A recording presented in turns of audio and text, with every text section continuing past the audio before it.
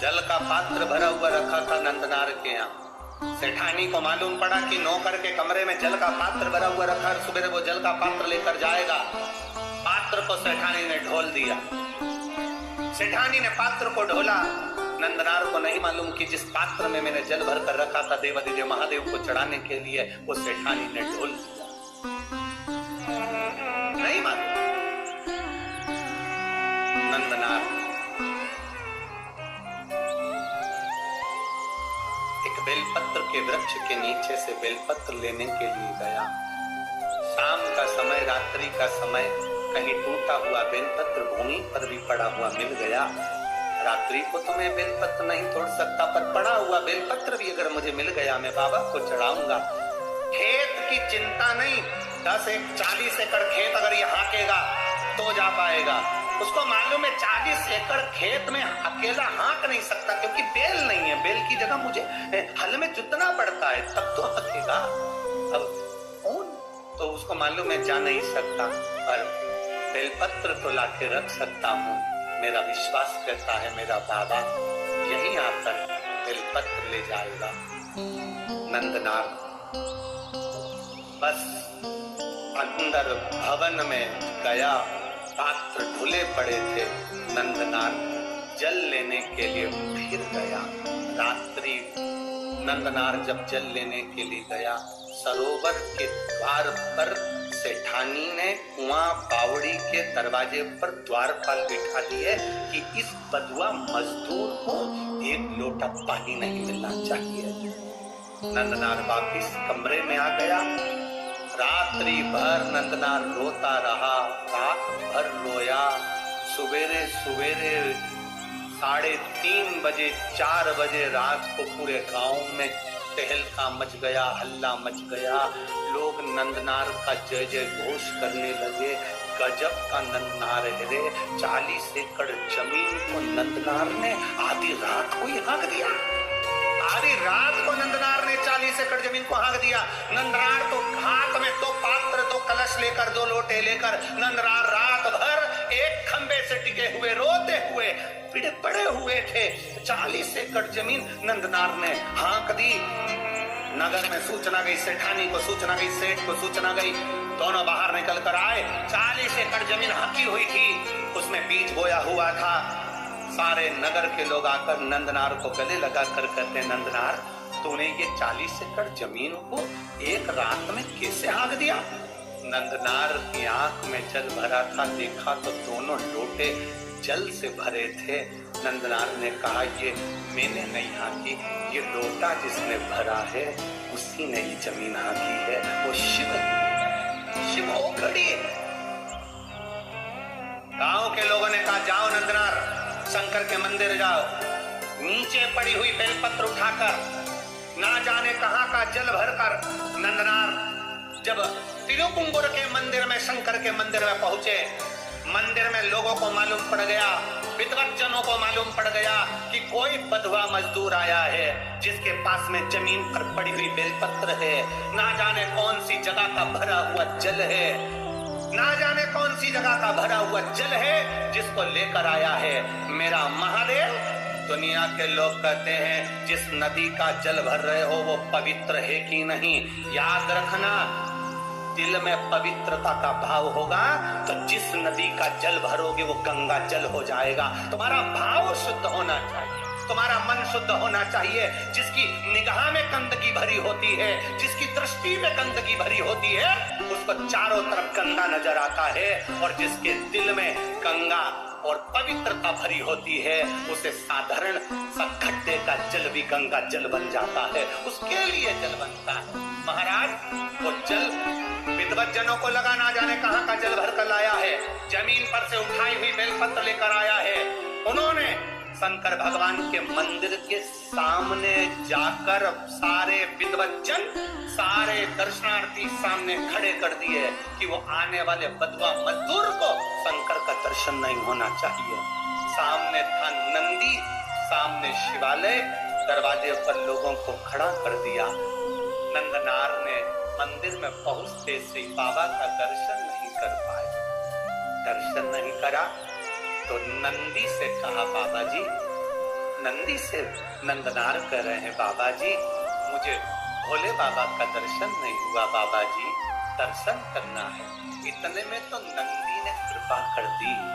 तिरुपुंगुर के मंदिर में कुंटलो बड़ा नंदी पत्थर का, पाषाण का। आप अंदाजा लगाएंगे तिरुपुंगर के मंदिर का, अगर कभी जाके दर्शन करेंगे तो ये जो संगीत वाले बैठे हैं इनका मंच आधा कर दो, इतना बड़ा नंदी, और ऊंचाई लगभग आप अंदाजा लगाएंगे कि कैमरे वाले जितने खड़े हैं टेबल पे, इनको भी टेढ़ा और बड़ा कर दो। इतना बड़ा नंदी तिरुपुंगुर के मंदिर में है। जब नंदनार ने कहा मुझे भोले का दर्शन नहीं हुआ, बेलपत्र कावड़ का जल लाया हूँ, नंदी ने कहा चिंता मत करो, मैं सरक जाता हूँ, मेरी जगह पर तुम खड़े हो जाओ। और नंदी हट गया। भारत की भूमि का वो मंदिर तिरुपुंगुर का, तमिलनाडु का वो मंदिर जहाँ आज भी शंकर भगवान के शिवलिंग के सामने से नंदी, नंदनार के लिए पत्थर का मंदिर खसक गया था, और शंकर जी मंदिर से बाहर आकर कावड़ के जल को अपने ऊपर चढ़वा रहे थे। वो तिरुपुंगुर का मंदिर था, वो शिव का सहजता का शिव तत्व की प्राप्ति है। शंकर की अविरल भक्ति,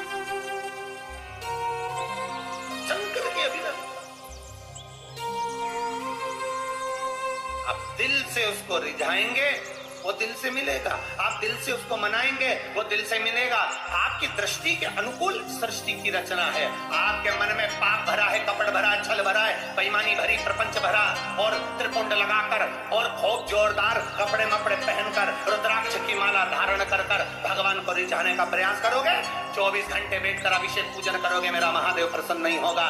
मेरे महादेव को प्रसन्न करने का एक तरीका है कि उसको दिल से रिझाओ। निर्मल मन सो मोहि पावा, मोहि छल छिद्र कपट न भावा। भगवान को दिखावा प्रिय नहीं, भगवान को तुम्हारा भाव प्रिय है।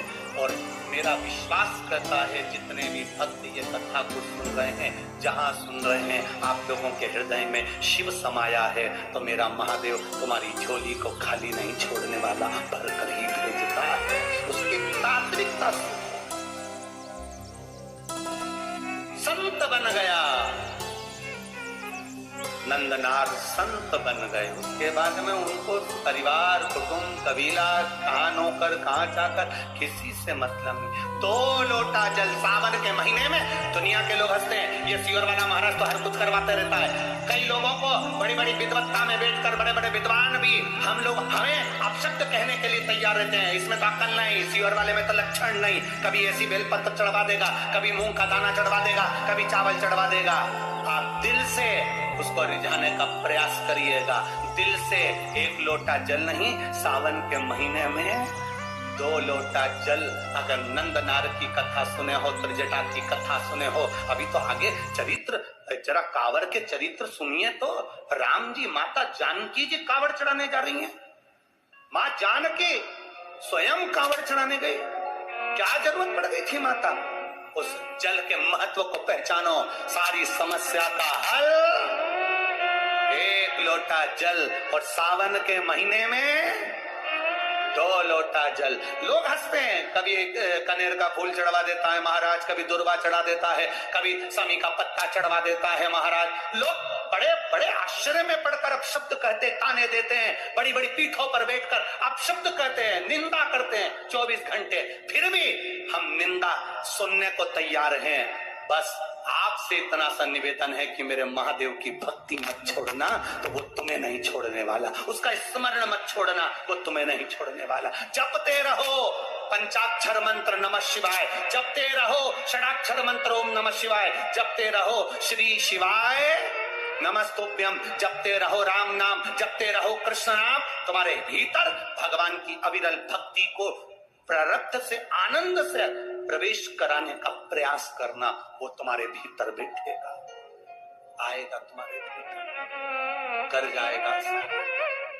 लाखों के दुखड़े जो हर गया डमरू वाले, तो मेरे दुखड़ों को देख कर क्यों डर गया डमरू वाले। उसकी अविरल भक्ति का स्मरण करिए, उसकी भक्ति का एक रस तत्व का स्मरण करिए। वो शिव है, ओ गड़ी बोल बम का नारा है।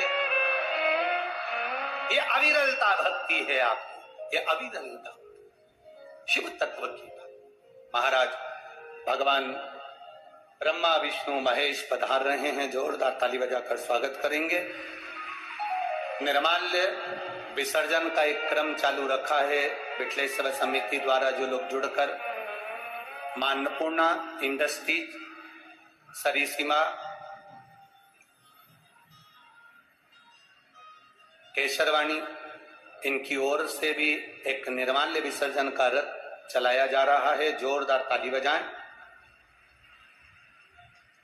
एक श्री लोचन केशरवानी, पिता का नाम श्री शिवरात्रि केशरवानी, इनकी ओर से भंडारा main road Sargarh road Sarsiwa Chhattisgarh में भी एक निर्माल्य विसर्जन का रथ चलाया जा रहा है। जोरदार ताली बजाएं।